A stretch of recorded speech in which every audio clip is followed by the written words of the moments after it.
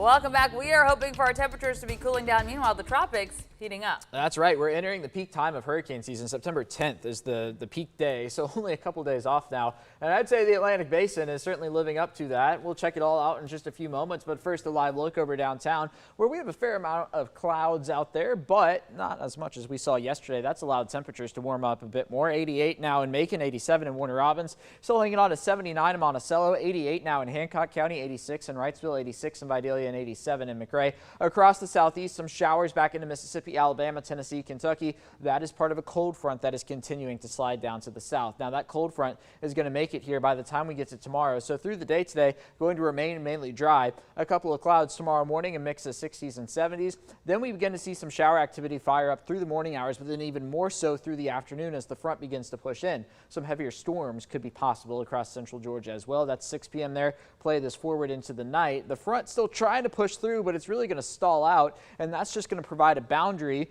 beginning Sunday morning and really lasting through, Friday morning, lasting through Friday afternoon for the potential for some showers and storms across central Georgia. So I kept a 20 to 30% chance of rain there on Friday.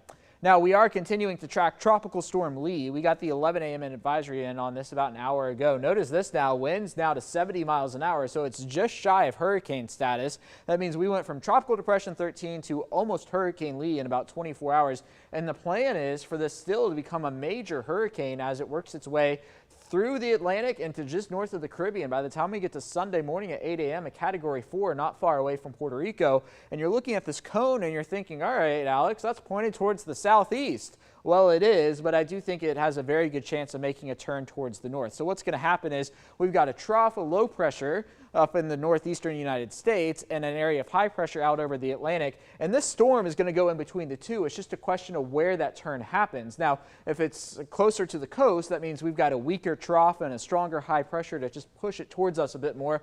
Conversely, if it stays closer to Bermuda out to sea, that means the trough is going to be a bit stronger and the high pressure is going to be a bit weaker. But notice neither of those scenarios pull it into the southeastern United States, so I don't think we need to be worried about it, at least as of now. Of course, things are subject to change, and if anything does, we will bring you the updates right here on 13 WMAZ.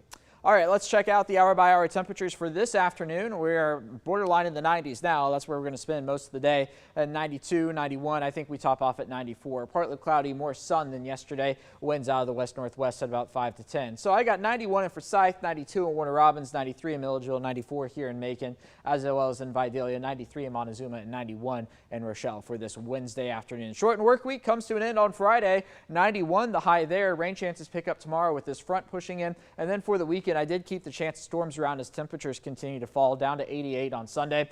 Then into next week, 90 for Monday and Tuesday, but the writing is on the wall for potentially a stronger cold front to push in here for the middle part of next week.